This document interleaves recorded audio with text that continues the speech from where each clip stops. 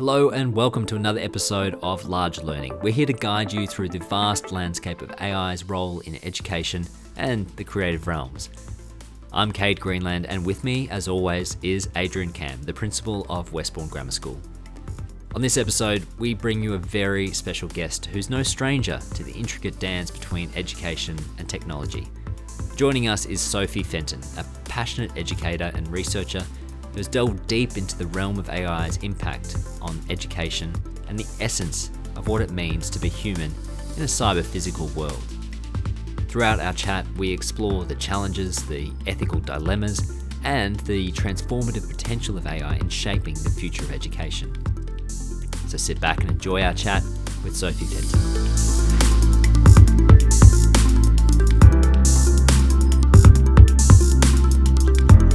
Sophie, how long have we known each other? Is it, if we think back to, I think I first came across you when we were doing our master's degree. 2014. Yeah, so it's been 10 years. And then we pretty much started a PhD at the same time and then almost finished a PhD at the same time. Yeah, and I guess the work that you've been doing in that space is absolutely fascinating. So looking at technology, looking at AI in particular, and how that is going to impact and influence what we do as educators and in particular in schools.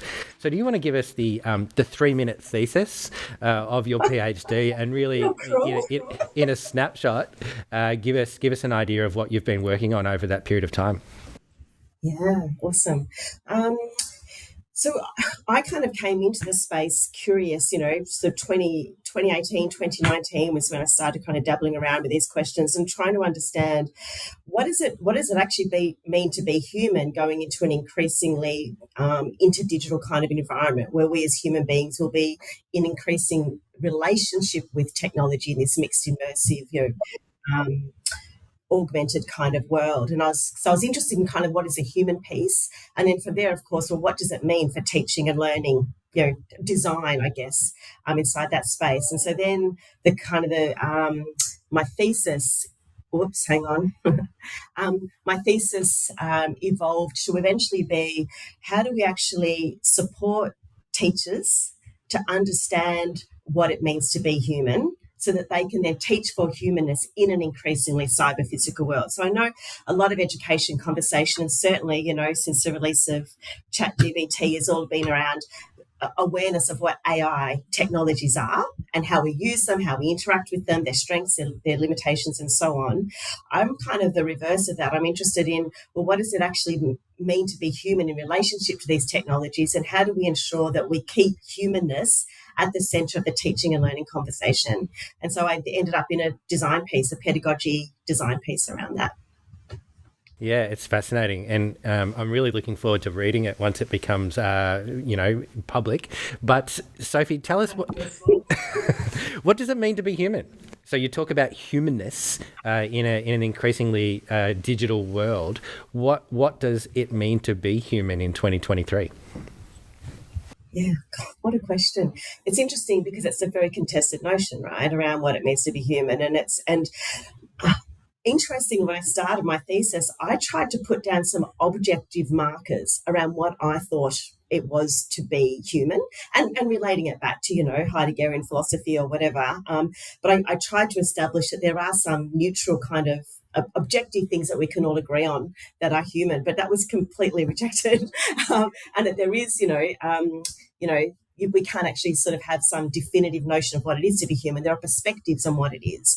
And I guess what I found interesting, because I asked my participants, right, as teachers, to them, what do they think it means to be human? And then how do they make sure that they build that into their teaching and learning environment? And I guess the things that really stood out, that came out through the work, and in fact, it was quite a shared voice, their voice and my voice, was around there's an acute sense of self-awareness. There's a sense of responsibility to self, but also responsibility to others.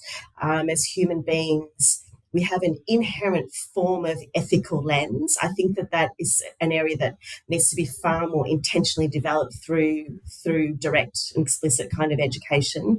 But we have that. We have a sense of awareness of time that sits around us, both before us and behind us. and the intention to make decisions in relation to our lived experience, rather than us passively being in it, receiving it, or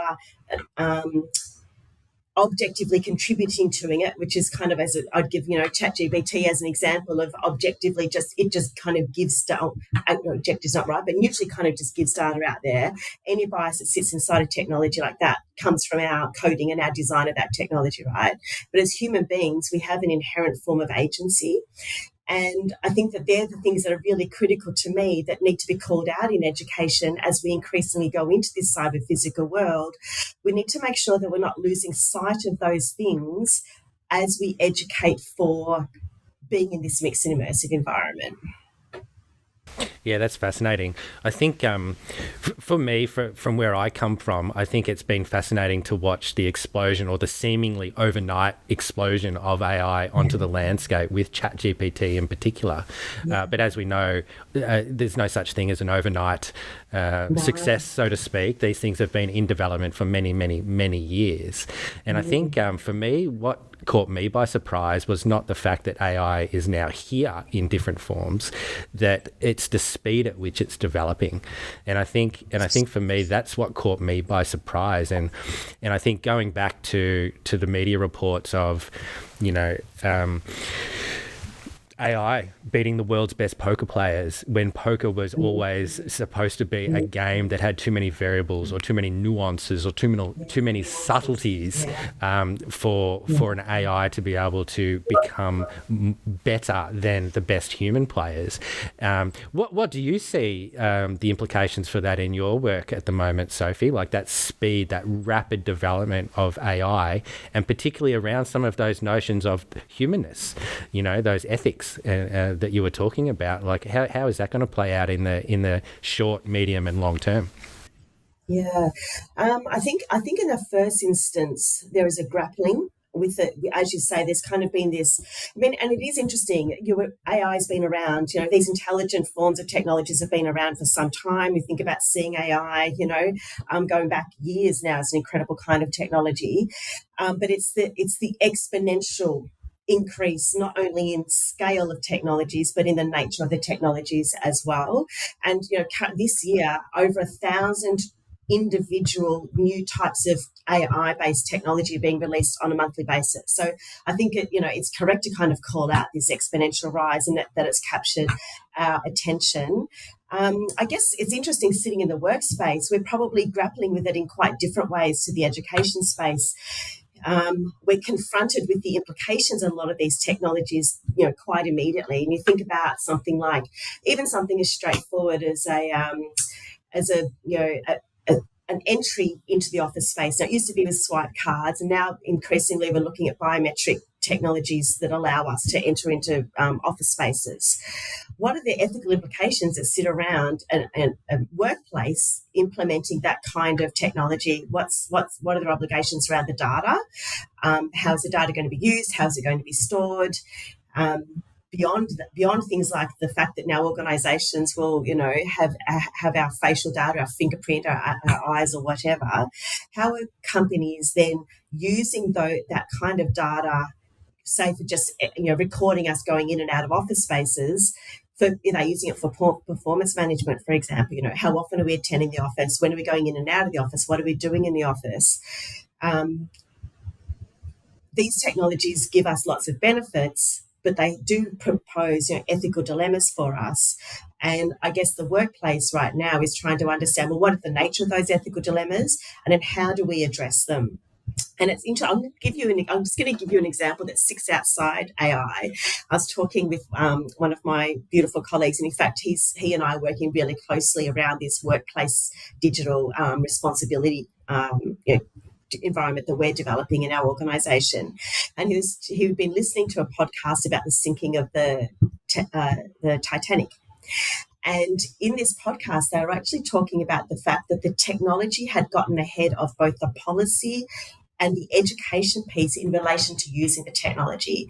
And the technologies at the time were around, sending out different forms of information and using it in different ways, whether it be SOS, flares, or whatever.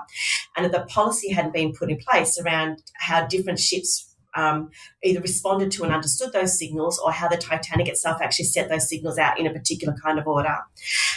And that misinformation, that lack of understanding about the technology, not having the right policies in place, not having the right education in place to use the technology, actually contributed to the tragic loss of life, that involved in the sinking of the Titanic. Because if the California had gotten there sooner, it might have rescued more people and so on. So it's interesting. That's a beautiful example, I think, of exactly what we are facing now 100 years later with radically different kinds of technology. And so the risks and the implications around these technologies are more significant, but the fundamentals remain true. We need to understand the nature of technology. We need to have really good infrastructure that sits around it in terms of policy and practice. And we need to be well educated on that technology. And I guess the challenge for us is because we're getting 1,000 new technologies a month, right? It's really hard to keep on top of that. And so that's what we're sitting with in the workplace. I think in the education space, it is a little bit different, and the questions are a little bit different, but the challenges or the pressures remain the same. In a previous episode of this podcast, Sophie, we talked about what is the fundamental fear that schools, that education systems are grappling with at the moment around AI, and is it about holding on to existing historical ways of being, knowing, and doing, or is it something more than that? I mean, there's so many fears, aren't there? And some of them I think are well-founded, and some of them I think come out of a sense of we just don't know what's going on. And so it generates a fear. One of the interesting kind of questions that I'm, just following and looking at the conversation around is this notion of the existence of teachers themselves. Will teachers themselves be replaced by AI? In fact, should they be replaced by AI? And to me, it's not a black or white. It's not a yes or no answer. It's something that sits somewhere in between. And it probably comes back to your question around, well, what is it to be human? And to me, there are some fundamental things that humans deliver in that educative experience that my view is technology can't replace. So that just that notion of the bodily interaction that happens between human beings, that exchange that happens, that should convey a sense of encouragement, support, being able to take risk or whatever that happens inside learning, creating emotional safety that happens inside a learning space. I think that those things are precious and they need to be understood and recognised. So yes, AI could come in and in a practical sense could replace what a teacher does in many ways, right? But at the same time, if we design or think about teaching and learning from a human-centered perspective, then we would understand that there are fundamental human interactions that happen in that learning experience, and they need to be retained. So, then we make a choice around retaining them. So this question around will teachers be replaced? I think we're in a space in education where we have the opportunity to make choices, and it won't be long before we don't have that opportunity. So right now, we need to be deeply connected to this debate, and we need to make choices, because the choices we make now are choices we will live with probably only for the next 10 years, to be honest, but we will live with them. And if we sit back passively, or we just get all romantically, excitedly involved, in the potential of AI, and we don't think really seriously around it, then we might miss the boat. So I think it's a good example of anxiety that's sitting inside education. Will teachers be replaced? But to me, it poses a really good opportunity, right, for us to sit there and actually think, well, what does it mean to be a teacher? What is education? And is education simply something where we still receive information? Is it an information input? Or is education a fundamentally human experience? It's a human experience that grows us spiritually, emotionally, physically, as well as intellectually. And if that's the case, then what role does a human experience have to play inside education that will increasingly be situated in an AI world going forward? Just picking up on something you were talking about, if I'm just cutting, sorry. That's right. But that idea of AI replacing us? What is the future of humans in a super intelligence future? And I was having the conversation with a professor it's actually a professor of marketing of all disciplines at Melbourne Uni a while back now, and what we were discussing is like this idea of which professions are going to be the most important, what are the skills that are going to be most important. And I am completely biased, having an arts education background, as trained as an actor and then into entrepreneurship. But my point of view on that is that we need artists. We need people who are trying to articulate the chaos in a way that people understand and connect to, and not from a cognitive point of view, that's very important, but from an emotional point of view. And I loved what you were talking about in terms of what it means to be human. And I think that idea of grappling with chaos and trying to articulate it in a way that not only gives us understanding and purpose, but as a community gives us understanding and purpose. Yes. And permission too. Yeah. I kind of, one of the things that probably concerns me about actually immersing ourselves in an AI kind of environment is that it increasingly will lose role modeling of messiness that is human existence. And in the end, to me, these technologies have been developed in order to enhance our experience, right? But our experience remains our experience. Ultimately, we are human beings who have developed technology for us. And so we need to retain our humanness in relation to those technologies. And I think that, I guess, probably the fundamental focus of my thesis work was education is a human experience, but we as human beings need to continue to have a sense of ourself and a sense of our awareness. Education previously, if we go back to the origins, the Socratic kind of conversations of the ancient philosophers, or we go to the Enlightenment period, they're two really great examples of where education had deep conversations around what it means to be human and then what it means to be about human in society, as you've just spoken about then, Kade. It's just really important that we are these dynamic, connected, engaged kind of beings. And then we kind of get the Industrial Revolution, which mechanizes us as much as it mechanizes the environment that we're in. And the emergence of, the Fourth Industrial Revolution and these intelligent kind of technologies has provided a new opportunity for education to revisit the sense of self as a human experience, education as a fundamentally human experience, and to reinvest in our humanness in that. So we can just exist and go along and get all excited about this world we're in, or we can go, hey, hang on, we are human in this world that we are in. And it's interesting, we sort of spoke before we jumped on today, these ideas around post-humanism or hybrid humanism. Post-humanism would argue that humans are not the only beings that exist in the environment, and that we need to make sure that we are considering, developing policy, designing spaces, learning work or whatever, that incorporate humans in relationship to other beings that sit inside the space, the environment, animals and so on. But even then, we're still humans that sit inside that space, right? And I want to make sure that as we go into this artificial intelligent kind of environment, that we go into it intentionally as humans, aware of ourselves as humans inside that space, and we don't lose sight of that. And I think that if we did that, it'd be a huge tragedy. I never want us to be, those beautiful big blobs sitting on the Starship Axiom in Wall-E, and they're all just sitting there floating around. And they're just blobs. They're just existing, and the whole environment is there to kind of provide for their every want and need. And to me, that would be our greatest tragedy if we allowed that to happen. So coming back, education, let's make choices around it so that doesn't happen.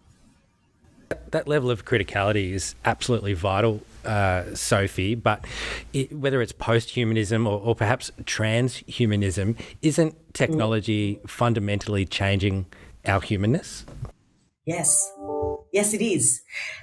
And so I'm not a Luddite, and I do kind of value the notion of education. And while it might change the nature and and has the potential to change the nature of our humanness. My view, and it's just my view, it's not a right or wrong, but it's my view. Oh, look at me, I tried to get rid of those things. Is that I think we have right now is the time to start making some choices around how much do we want it to change our humanness, right? Because it can change it utterly fundamentally, or it can change it in ways that kind of enhance our human experience. But I think we need to make some choices, and it's interesting, particularly in Europe at the moment. There's a huge amount of work done. There's really interesting policy that's coming out. EU released its first kind of really formal AI regulation policy only about a week ago, where they're making some really deliberate choices around how far this thing can go in relation to human experience. And they're going to put some intentional barriers around it, because it can go to the point where we actually do, I would say, disappear as the humans that we know today, the emotional, messy, excited, sad, kind of fragile beings that we are. And I'm of the camp that would see that as a tragedy. And so I'm of the camp that advocates for education, regulation, or whatever, that deliberately makes choices to sustain our humanness as we go forward in this mixed and immersive world.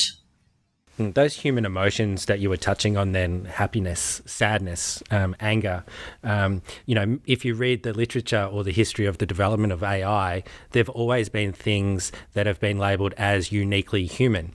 Or the tests that they're using to try and, pass the Turing test of a robot. Right, yeah. Right. Yeah. But I think we're going to reach a point in time now whether artificial intelligence can actually develop emotion, or whether it effectively simulates emotion so that for the human interaction with the AI, you couldn't tell the difference.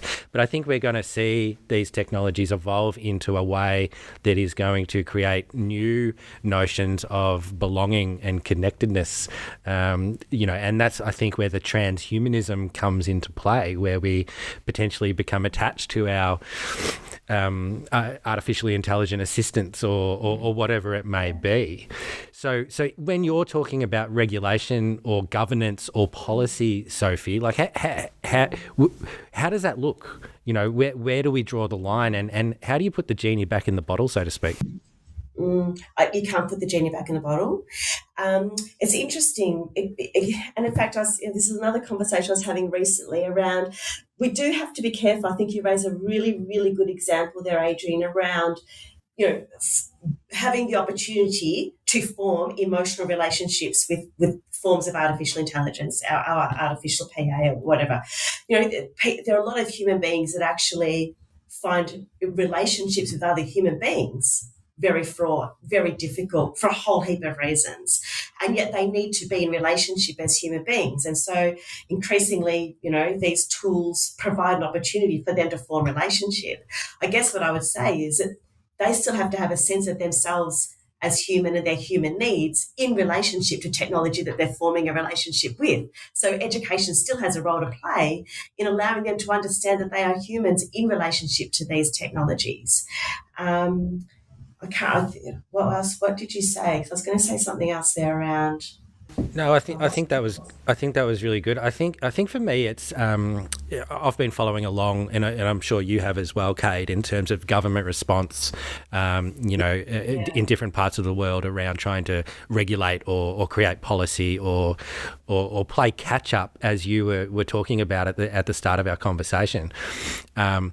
And I'm seeing different approaches. I'm seeing different approaches in schools, different approaches in across education sectors. Everyone's approaching it slightly different.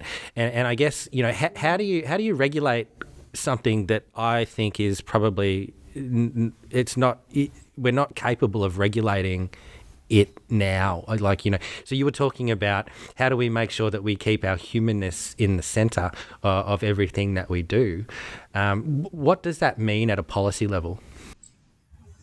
Yeah, it's interesting just in terms of how to try and manage these technologies. So again, coming back to that EU policy, they've kind of categorised AI in terms of unacceptable risk, high risk and low risk. We kind of just keep it as simple as that. And so there are some technologies that they will simply ban from being used because they say that they are unacceptable risk. And in fact, one of the technologies that they've identified is biometric technology, right, as an unacceptable risk because of the risk it poses through its forms of bias in particular. So I guess, in the end, how do we kind of manage these technologies and how do we identify humanness in the centre? That to me is why this education conversation is really important, because we need to start reconnecting what it means to be human so that we can actually start to articulate that in policy. And in fact, it's certainly happening. Human-centred design, ironically, has emerged in the last kind of decade as we've increasingly developed these kind of technologies. And it came out of that marketing sphere, going back to your conversation, Kade, around how do we actually make sure that we are developing things that humans will be interested in and will want, right?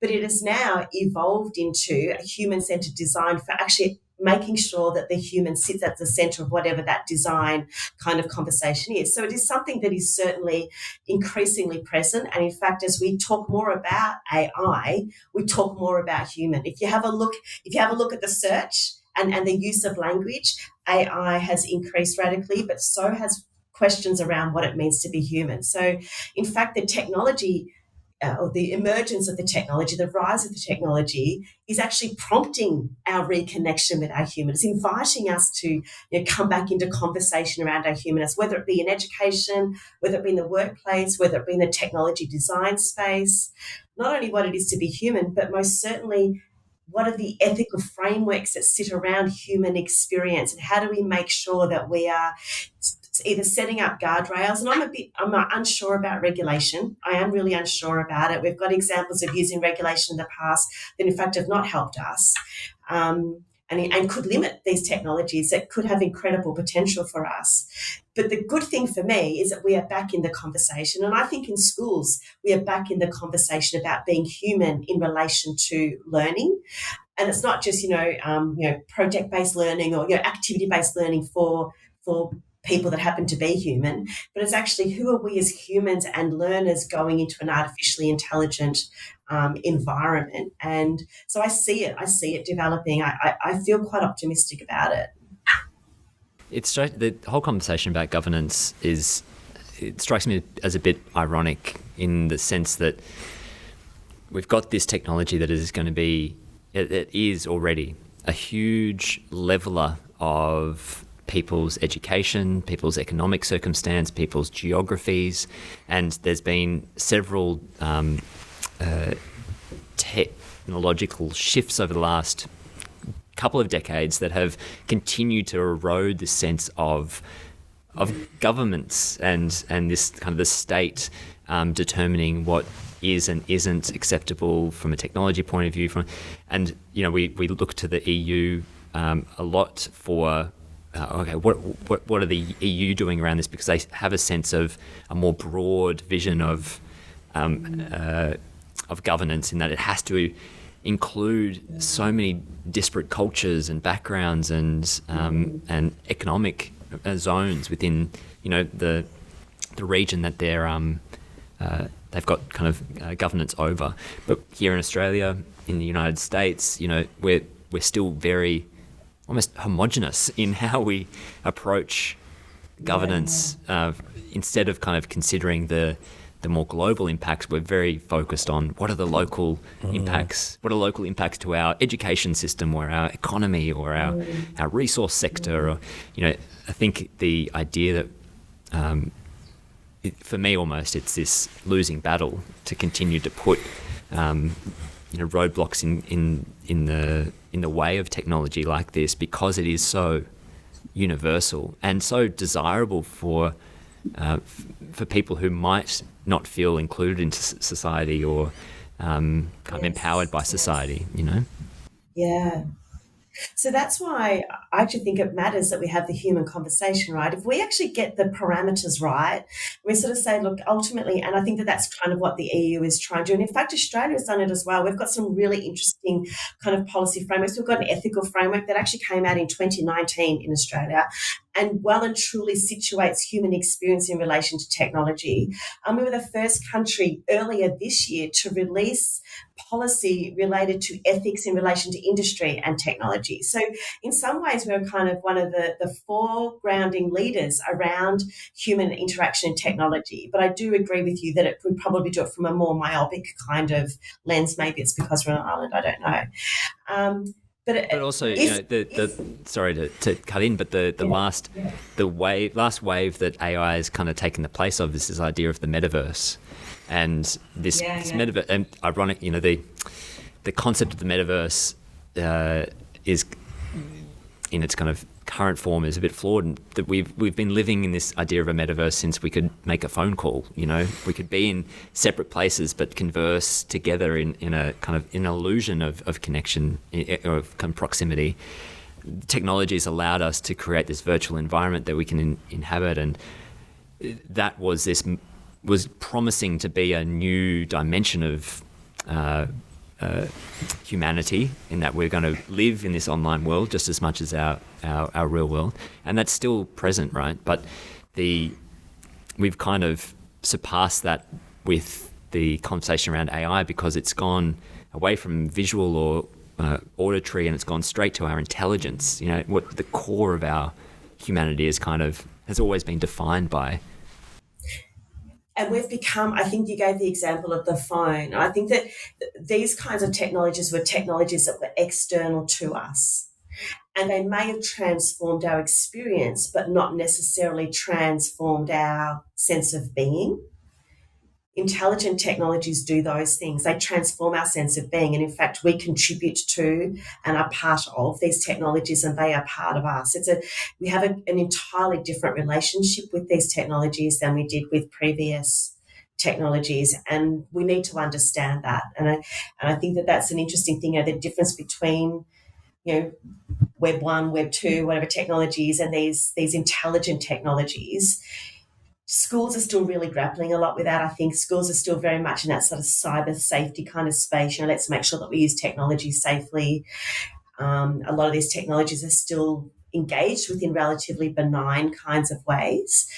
I think you've really hit the nail on the head there, Kate, to sort of say these intelligent technologies speak to our intelligence, challenge the notions of our intelligence, but also our sense of being, and have implications for our sense of being. Coming back to this transhuman kind of concept that you raised earlier, Adrian. And so education actually has a lot to grapple with. And you asked the question earlier, what's education scared about?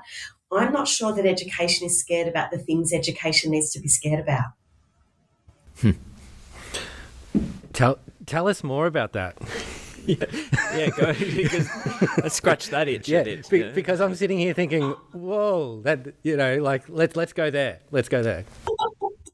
Well, I think that we're still very scared about the implications of these technologies on our teaching and learning, and do we does ChatGPT mean that we the end of the essay, and how do we make sure that we teach data and all these kinds of things. But I don't think they're the things to be scared about. I think that they're just fundamental tool understandings, that we as teachers will get our heads around, and we'll get our heads around quite well. We'll incorporate them. I'm not hearing enough yet of the really big picture kind of fundamentals, the kinds of questions that you're asking now, the conversations that we're having. I'm having them in some spaces. Tom Barrett's a great example of, really pushing the boundaries around these conversations. And he and Steve Brophy and I are really starting to really explore this space of what are the areas that pose real challenge. Whoops, it's me in the dark. I'm here, I'm human. Keep the lights on. Let there be light. So I think that the things that we have to be scared about is the fact that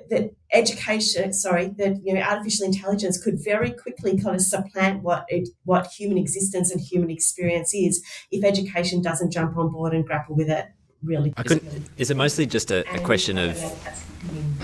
Is it mostly just a question of sunk cost?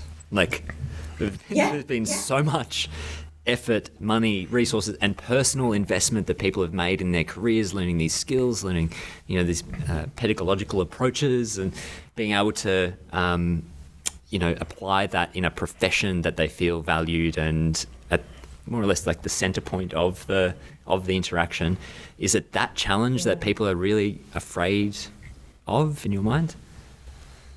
A sense of their own purpose, their own mission, their own role. And status as well. Status is a big part of education, has been traditionally less so. Yeah. But I would say that's also stuff that we shouldn't be worried about, right?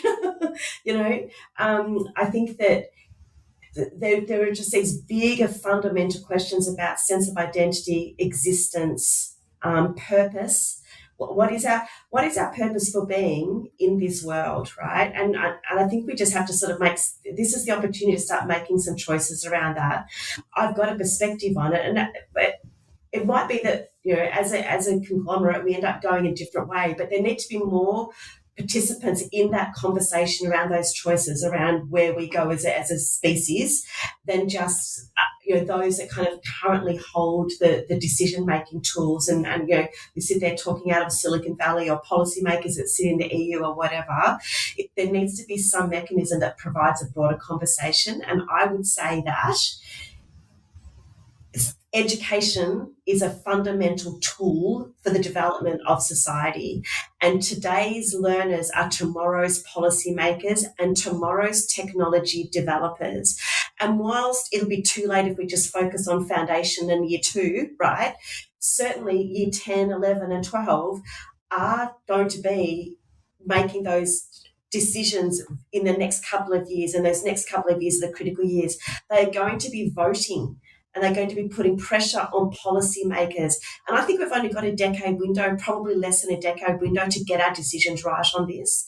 So it's an incredible opportunity, but a significant responsibility for education. And schools need to be having these conversations now so that we are helping to inform policymakers and tomorrow's app developers, because they're all 16 that are doing it now, so that we are getting these things right. And so that's what I think, where I say education is not scared of the right things, because I think that these are not the things that are being focused on enough. They're being focused on, but not enough. And I don't think they're primary, and I think that they should be primary. I love your thinking. Yeah, I love your thinking, Sophie. So, there was something that I was reading the other day around a group of chemical engineers had got together in the US, and they'd used an AI to investigate different chemical structures. And this AI came up with 50 nerve agents that were more powerful than any of the nerve agents that had been used in chemical warfare to date. So 50 that were more powerful than the ones that currently exist. And they published this paper, and it's been viewed hundreds and hundreds of thousands of times, which, as I'm sure you know, in academia, that's quite a feat. Only for your own papers. Right. Well, I know I'll be lucky if one person reads my PhD. So there we go. Continually back and forth. So on one hand, you've got the perils of AI, the perils of free speech and the perils of someone potentially taking these potentialities and making them into a reality. And then on the other hand, you've got the benefits of AI. You've got AI solving cancer, coming up with a cure for cancer, or solving some of the world's most intractable issues and problems, like climate change is another one that's been covered. Climate change, hunger, poverty. So you talk about the decisions that we need to make, and that we're at a pivotal moment in time where the decisions we make now is going to influence what the future looks like. So what are those decisions? What are the things that we need to put in place now to ensure that AI is used for good and not for evil? Yeah, it was interesting. I read something. In fact, I posted something the other day around this. And look, I don't have the technology knowledge. I sit more on the ethics side in relation to these technologies. But that there are, we can intentionally code and design these AIs in a way that they will only act where they are going to create good. And you have to, this thing is, right, you have to build in, you have to determine what is good. So again, that comes back to education. We need to be educated to understand what what are the things that will enhance human experience and what are the things that will diminish it? We have to have a really clear and intentional understanding around that. And I think the last kind of 200 years of education has focused very much on what are the skills we need in order to produce. Now, the education conversation has to be, what are the skills we need in order to understand what is required for quality human lived experience? Enhanced lived experience as a bonus, but at least quality lived experience. And what are the things that will diminish it? We need to have that. That's the kind of knowledge we now need to have. And that involves things, like knowledge around empathy and wisdom and all those kinds of things as well. And if we have that knowledge set, then we can actually build that into coding and developing for technologies so that things will not happen unless they're going to ensure that there will be good. Alan Broad wrote an incredible book. I think it's still probably the best book I've ever written in this space, called Made by Humans, released in 2018. And it's just a really simple premise. Currently, human beings either still make the technology or make the policy in relation to the technology. And whilst we have this window, and it is only a window, we need to get good at making sure that we are designing technology or policy in ways that will help us. And, and I guess that's the education conversation, right? And kind of coming back to that Titanic example, we need the education piece to understand the technology, to then put the policies in place for the technology. And you gave great examples of these technologies can do so many things of benefit for us. I think it would be devastating. One of the things that probably concerns me about the EU is that they're just going to ban some of these technologies. They're going to ban them. Some of these technologies may have incredible benefits. If we think of something like biometrics and not being able to access a building, imagine if you can just use your face or your eyes and someone with different forms of disability have greater access to the world through biometric technology, and it's going to be banned. But if we were able to develop the technology in a way that the use of those biometrics will only ever going to look after human beings and not harm them, then we can use this technology. But, we've got to address things like inherent bias and all kinds of things that happen inside these technologies. The genie's out of the bottle, so we have to grapple with it, and education will play a critical role in grappling with it. It's been brilliant to chat with you, Sophie. I think it's worth looking at finding an end point, wrapping up, just so that we don't speak for the next 3 hours, because I'm sure we could or go on. But I'd be interested to know if you were, from your perspective, seeing that what we're talking about is in the context of education in particular, what are the final points that you'd leave with our audience of educators, of parents, of students that are curious, frightened, excited about the future that AI brings? What would be your kind of final thoughts for them? I think they're right to be both excited and nervous. I think that they're really sensible things. If you do that, then you engage with technology really intentionally. I think that, kind of just coming back to my point, ultimately, if we understand ourselves as human in relation to these technologies, then we are better positioned to take advantage of their benefits and minimise their risks. I think from an education perspective, I think it's really challenging, right? Where education has been designed around externalities of the human experience rather than those internalities around cognizance and identity. And so very much my work was, how do we actually reframe education in ways that enable teachers to put the human at the centre of the teaching and learning, not the student, but the human who is a student or the student who is a human. Teachers they're flat out trying to manage the complex teaching world that they are in. So how do we actually put the supports in place to enable them to shortcut to get to the spot where they need to be? And so I guess I would say that there is work like mine, there is work like Adrian's, which is very much around teaching practice.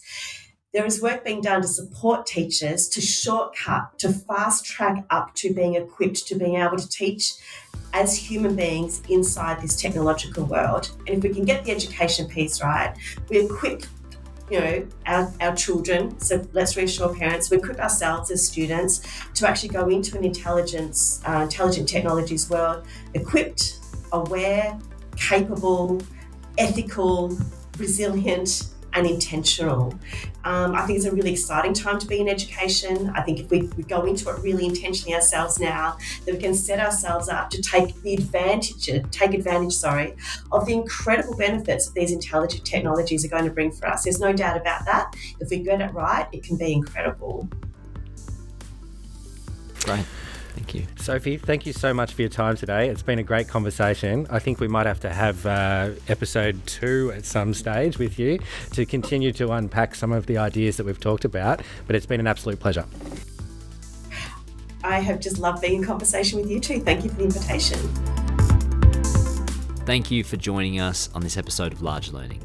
If you are a parent, a student, an educator, it's so important to remain informed, proactive, and intentional in your interactions with technology. Make sure to subscribe to stay updated on our future episodes. Together, we'll continue to explore the vast landscape of AI in education. Until next time, stay curious.